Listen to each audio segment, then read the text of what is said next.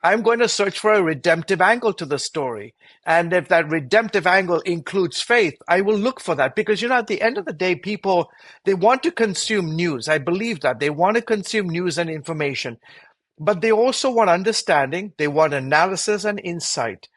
But boy, oh boy, do they get encouraged when they hear the stories of hope.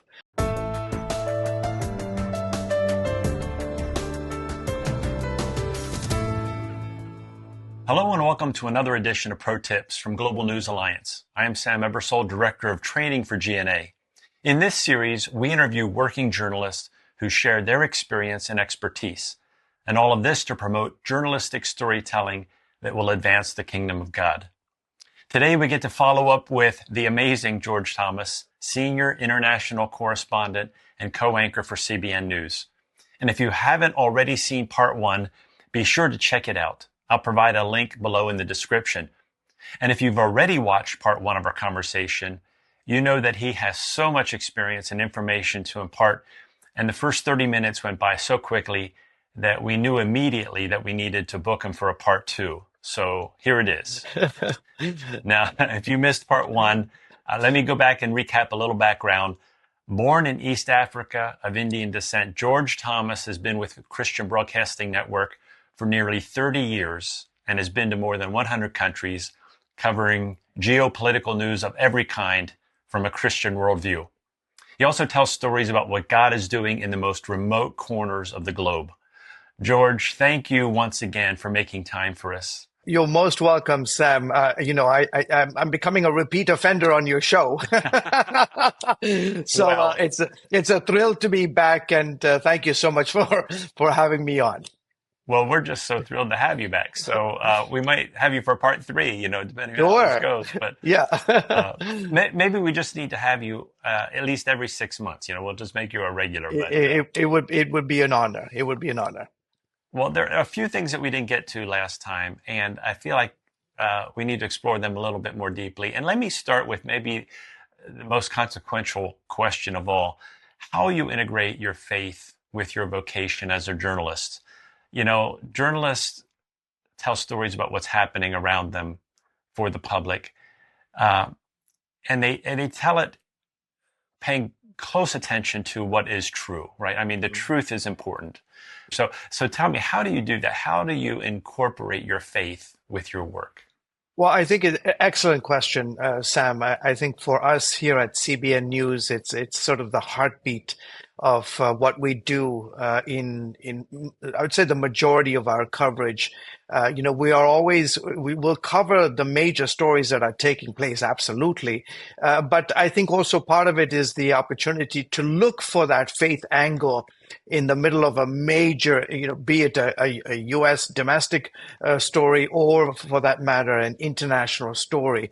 And so, the reality is that when we look at the folks in my peers in the mainstream media, they don't necessarily focus or look for that angle of faith. And if there is an angle of faith that is so blatant and it's so obvious, for some reason or the other, they choose to ignore it, sometimes on purpose, for whatever political, religious reasons, or it can be that they are just totally oblivious to how faith impacts or is an integral part of a particular person's life or the story that they're covering. For example, you go to CNN, ABC, CBS, NBC, Fox, or Al Jazeera, or the BBC, and you're looking for a particular story that's in the news of major consequence, and you try to find a faith angle in the reporting, and it's very difficult, right? Because it's just not there, because they choose not to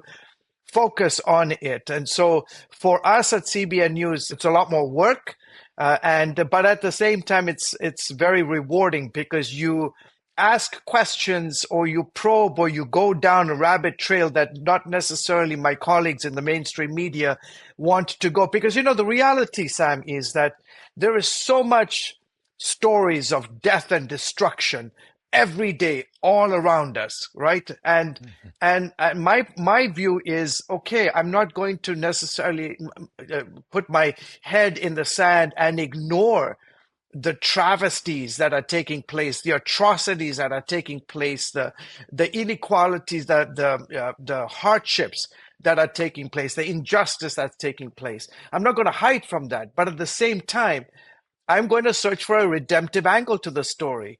And if that redemptive angle includes faith, I will look for that because, at the end of the day, people, they want to consume news. I believe that they want to consume news and information, but they also want understanding. They want analysis and insight. But boy, oh boy, do they get encouraged when they hear the stories of hope.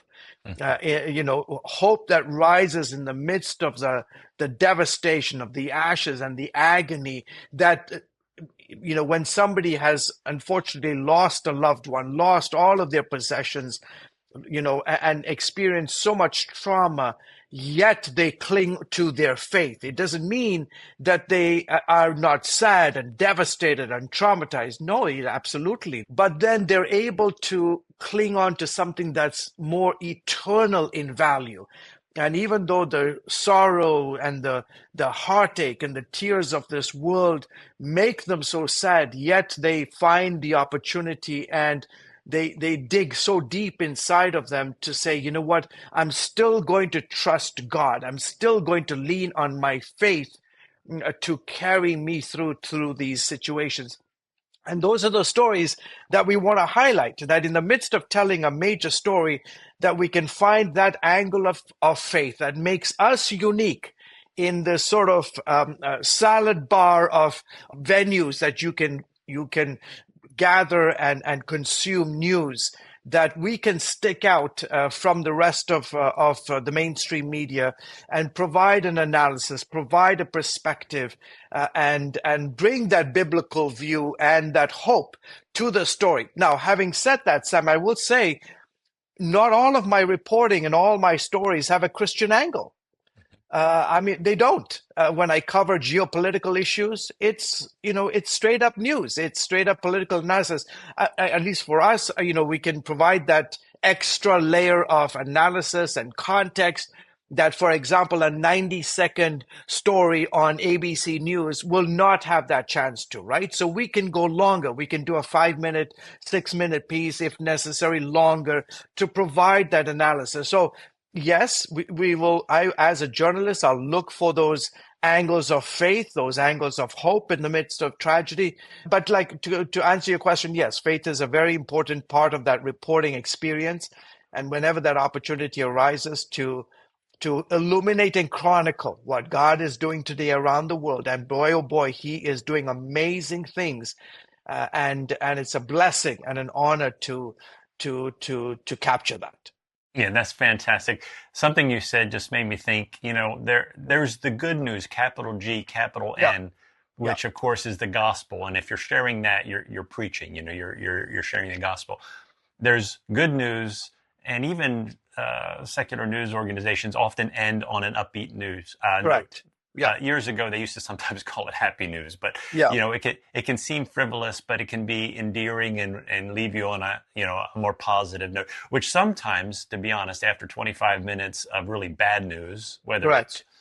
natural disasters or wars or famine or political unrest or whatever it is, but that's really what most of news is it's kind of bad news. It's when things Correct. go wrong, you report on it, right? Correct. Yeah. Yeah. And there's a saying in news, this, Sam, when it bleeds, it leads, Yeah. right? And that's unfortunate. And I think also for me, the blessing of working for CBN News and working for the Christian Broadcasting Network all these many years, I love the fact that I can go to these remote parts of the world that my colleagues in the mainstream media don't have the contacts, don't have the resources, and don't have the management and the leadership to say, hey, would you be willing to go to Papua New Guinea and do a story about a young Ukrainian family that has decided to move from Kyiv, from the war zone of Kyiv, Ukraine, to the jungles of Papua New Guinea, and to bring the gospel, attempt to write an alphabet in a completely unknown language and bring what has been an oral tradition, and to spend and labor the time to come up with an alphabet for the people in this particular jungle area of Papua New Guinea. I mean, Let me tell you, I mean, my colleagues in the network news and the mainstream media ain't going to be sending somebody out to the middle of Papua New Guinea. That's why I love what I do at CBN News, because we can go to these places that the majority of our viewers don't have a clue where it is, never heard of the place, cannot identify it on a map, and yet we can tell these stories and shed light on tribes, people groups, ethnicities, cultures, religions around the world, and in so doing, we marvel at the splendor and the awesomeness of our God, realizing that it's also just like He died for us, He died for those people in the jungles of Papua New Guinea. That's right. Yeah. Well, it sounds like you didn't make up that scenario. I'm guessing you No, did that piece. no. Actually, I'm in the process of doing that story. Yeah. Exactly. Yeah, I Wow. love it. I love that story. Yeah. You can't make that up, you know. No, you can't. Exactly. Yep. Hmm. So, on a down note, Sure. it seems like journalism around the world is suffering a crisis of credibility. In fact, Hmm. sometimes when we go in to teach smartphone journalism, we have to be careful about even using that word because in certain countries, even I would say in America, but you know, journalists are not necessarily highly regarded. So who wants to be a journalist when journalists are sometimes thought they've got their thumb on the scale, they're biased, they're suffering a credibility crisis. Hmm. How can we as Christian journalists combat that? Mm. Well, I mean, I think the beauty of the world we live in today, as opposed to 30, 40, 40 years ago, when news in the US at least was dominated by three major networks: CBS, NBC News, and ABC News. Okay, and NPR, public broadcasting to a lesser extent. And then it was only much later that you had the advent of cable news, and that brought to the surface the CNN, the cable news network, and then an explosion of outlets. And today you have everything from podcasts to YouTube to TikTok to Instagram to Facebook to your local news to your national news to your international news, which I love. I think it's fantastic. The more the merrier. In the process, it's how do you stick out? How do you differentiate yourself from everybody else? And I think that's the beauty of CBN News and those who want to get into the business, where you can find a niche, you can find a particular stream within the news business, and depending on your passion, depending on your field of expertise, you can create kind of a niche stream within journalism and use a whole variety of platforms to be able to tell these stories, right, from a very unique and a different perspective. Keep in mind, yes, you're right. Next to politicians, journalists are absolutely disliked. The Gallup polling on the status and the favorability and unfavorability of journalists is very, very low, because I think also there is this constant criticism of folks in my business where they choose blatantly to ignore certain facts in order to enhance and to peddle a particular political agenda, an economic agenda, a cultural agenda.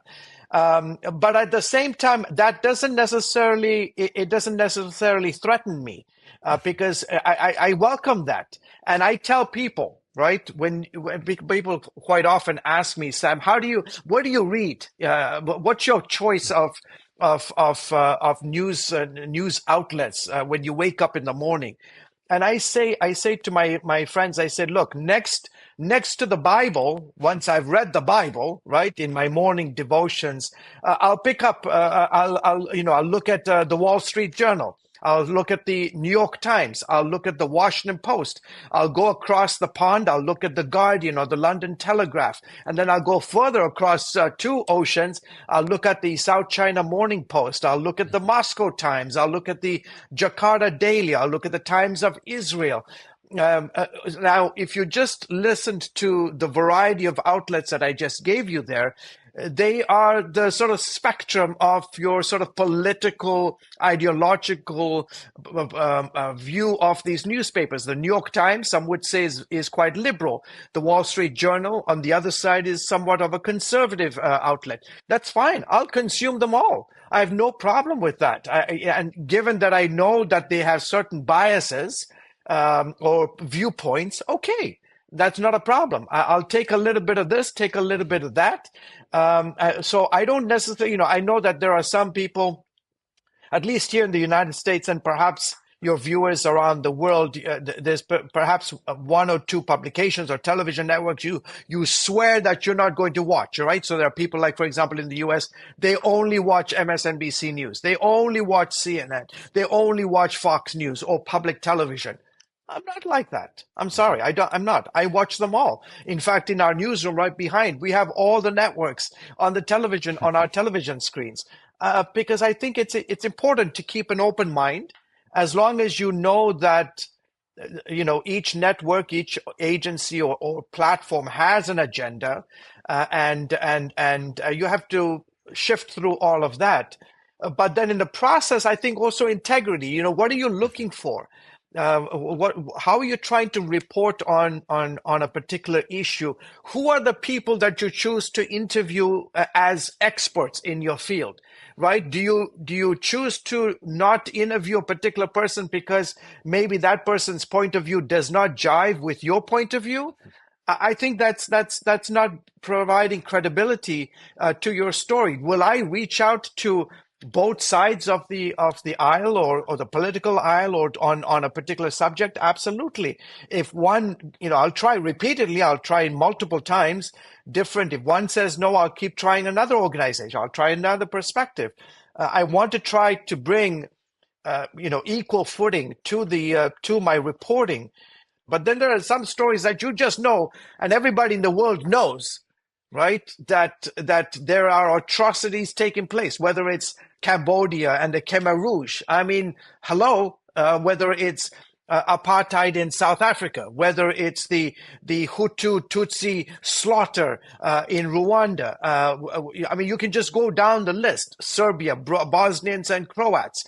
During that conflict, Iraq-Iran war, the gassing of the Kurds in northern Iraq. So, like I said, there are some of those stories where you just know it's black and white, right? But at the same time, as you attempt to restore integrity to the business, I think it's incumbent on your citizen journalists who are learning to be new and aspiring journalists, is to really make the effort that, if you cannot get a spokesperson to respond to a particular story, at least get them to write you a statement, right? Release a statement. Make the effort.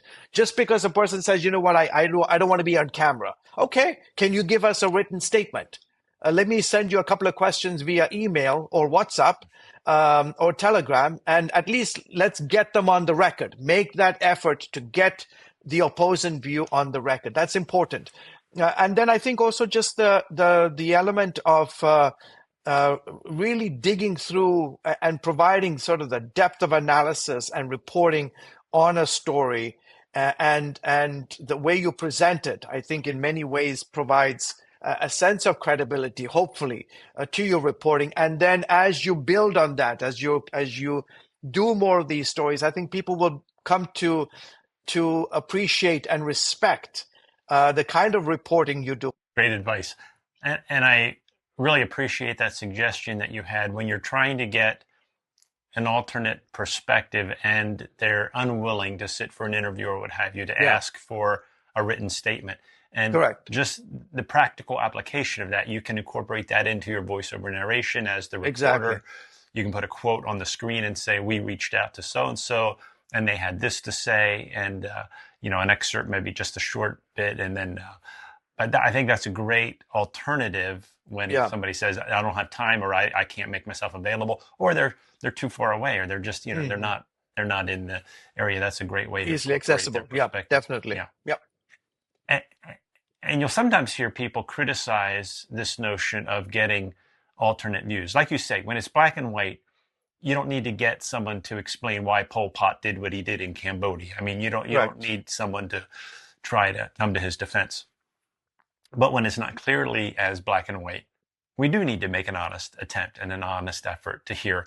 But you'll hear still sometimes people criticize that and say, well, that's both sidism. That's kind of a fault of journalism to not come down firmly in a position and make a statement. But then you're really practicing advocacy journalism if you Hmm. always bring your conclusion to your reporting. Hmm. So it's a delicate balance, right? Yeah, absolutely. Yeah, for sure, definitely. And I think I go back to this whole idea that today, because you have a smorgasbord of options and outlets, I think that just makes it all the more. Mhm. If there's a particular, if you don't like CBN News, you say, okay, well, let me go somewhere else. That's fine.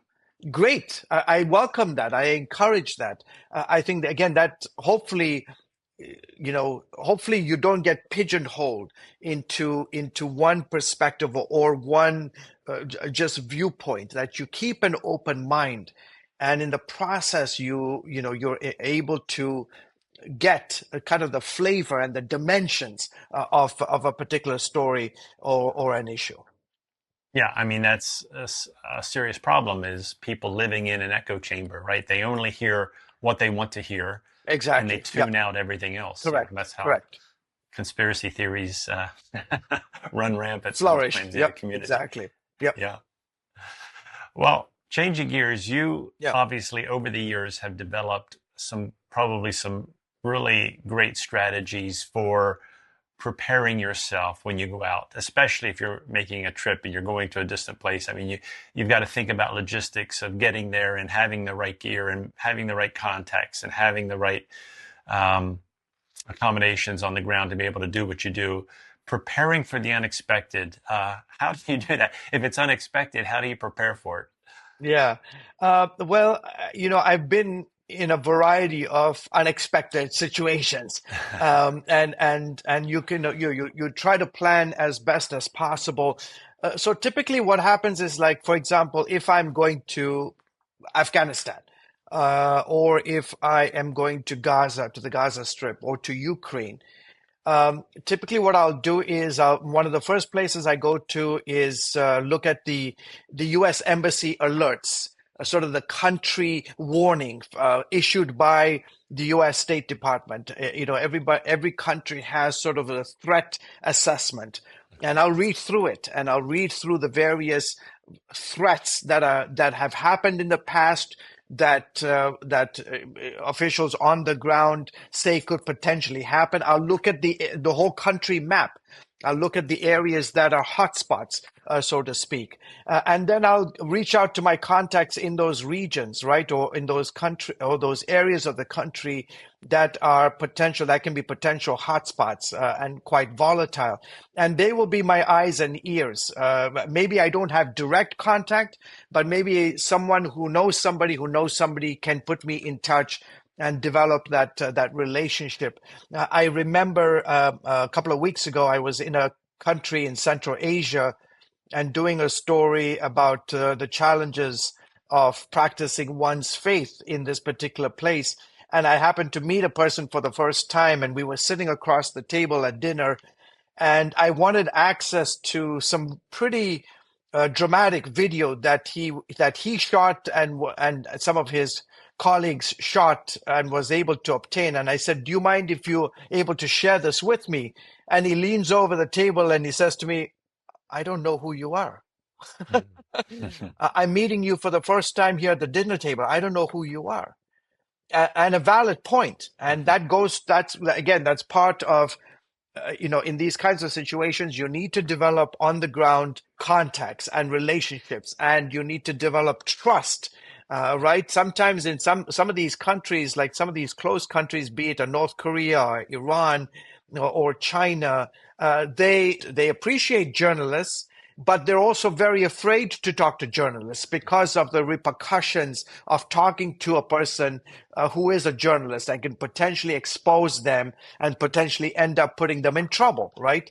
And so you have to be aware of those nuances when doing these stories as a journalist in these some of these sensitive countries. But for example, like I say, I'll go to the State Department a briefing on each country. I'll go to the CIA fact book, which is online. Again, you can see threat assessments. I'll go to the individual U.S. embassy in those countries or in those cities. Again, looking for the threat assessments. What are some of the potential places or scenarios that citizens in those countries, both local as well as foreigners, experience? And then also keep in mind, as a journalist, you're also a target, because you're in if you're especially if you're in the television business, you are carrying a camera, right? So you're very public, as opposed to maybe a print or a radio journalist that you can be a little bit more incognito.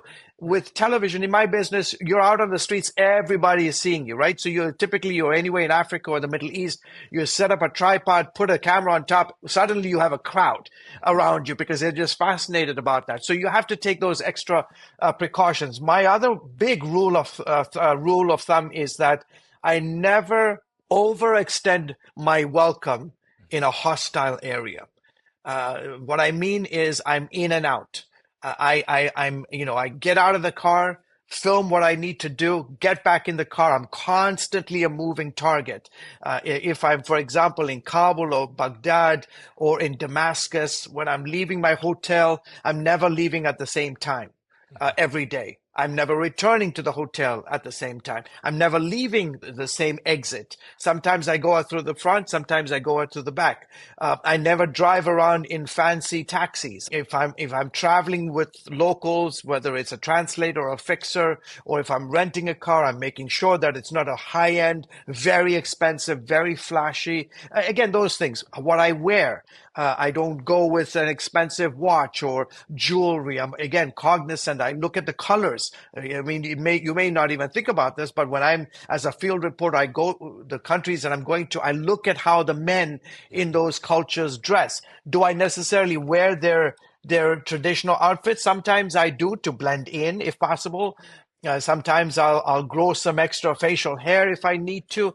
But the important thing is, if there's a country like Afghanistan, they don't wear pink. Men very rarely wear bright colors, right? Or walk around with a pocket kerchief, because I'm going to stand out big time, right? So typically what I'll do is I'll look at the color palette that men wear, and mostly in the Middle Eastern countries, they're more on the white or off beige or brown to kind of blend in with the sort of desert vibe and ambiance, right? So these things that are important. When I go into a restaurant, for example, I never have my back to the entrance. I'm always facing the entrance. It's what I call situational awareness. You're constantly aware of your circumstances, your surroundings. In my case, I'm a one-man band, so I don't have somebody to have extra eyes. So I'm always constantly on guard. It can be stressful sometimes, but part of the ability for me is being able to get what I need quickly, efficiently. For example, if I've got all my gear with me and I'm getting ready to film, I'm in the car. I've got my wireless mic already plugged in. I've got my camera is already charged. I've got my lights ready to go. In some cases, if it's a very hostile area, if I'm in a war zone, for example, I always have my camera on. It's on the on button. So as soon as I step out the car, boom, I'm ready to go. I'm not, before a crowd comes around me, I get the job done quickly, and then I get back into the car and I'm on the move again. So again, to try to draw as less attention to what I'm doing and who I'm interviewing is very important. But again, like I can't even count. I don't have even enough fingers or toes to tell you how many times I've almost died in the field.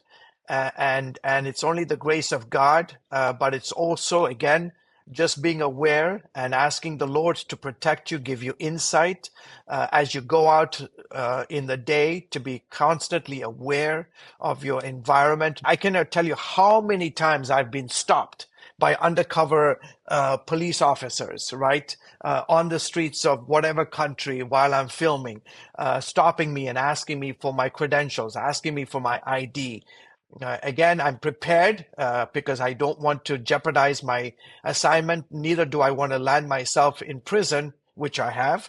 I don't want to land myself in prison. So I take all those precautions, make sure I have all the paperwork and the proper credentials to operate in that country. And then I think at the end of the day, you just ask the Lord to protect you and to be your eyes and ears and to give you the right divine appointments. We pray this thing, ask for the Lord for divine appointments and strategic moments, strategic timings in order to operate in these difficult places. And then I was just going to say one other thing is, I belong to a band of brothers in the sort of the secular mainstream media, where when we do go to a hostile place, whether it's in Afghanistan or Iraq or Ukraine, we're all kind of war correspondents. So we all kind of go to the same place and we know each other. And typically what happens immediately is that we sign on to an encrypted platform similar to WhatsApp that we can communicate in a very confidential and secure manner.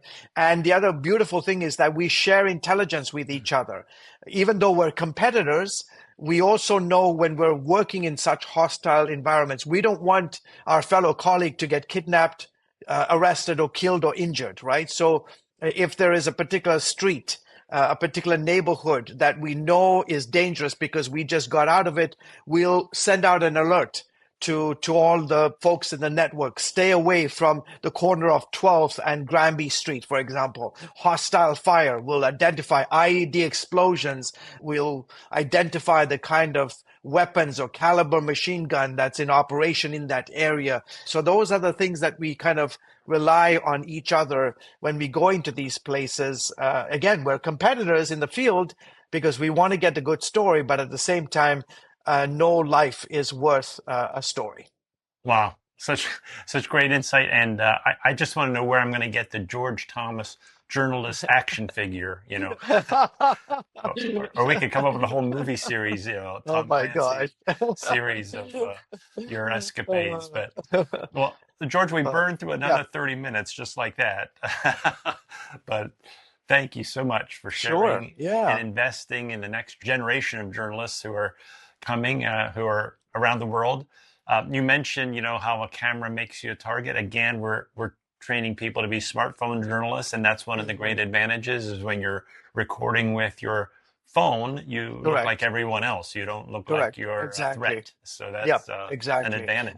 And I was just going to say real quickly, in those situations where you are in a potentially volatile area, just don't be lollygagging on the streets. When there's gunfire and explosions going off, or you know that you're in an area where the rate of kidnapping is very high, or carjacking or theft is very high, don't be taking out your iPhone 16 Pro Max, and showing it off. You need to be smart, right? You need to be smart. You need to have your questions ready to go. You cannot be fumbling. You cannot be, jiggling with your microphone. You have to be ready, constantly, ready to go, and work quickly so that you're able to get the best story and the best angle to the story in the process of gathering all of your material. Well, George, thank you. So much good information. This, folks, is why we interview working journalists who've been there, they've done it, they have the experience, they have the expertise that they've developed over years, sometimes decades of working in the field. So thank you again for giving us your time. So that concludes another episode of our Pro Tip series. Please check out our website at gna.news for more about Global News Alliance and how you can become part of our team of reporters telling stories about what God is doing in your church, in your city, in your country. Also, remember to subscribe to us on YouTube to receive notifications of future episodes of our Pro Tip series and tutorials that we have on smartphone journalism techniques. And until next time, may God bless you.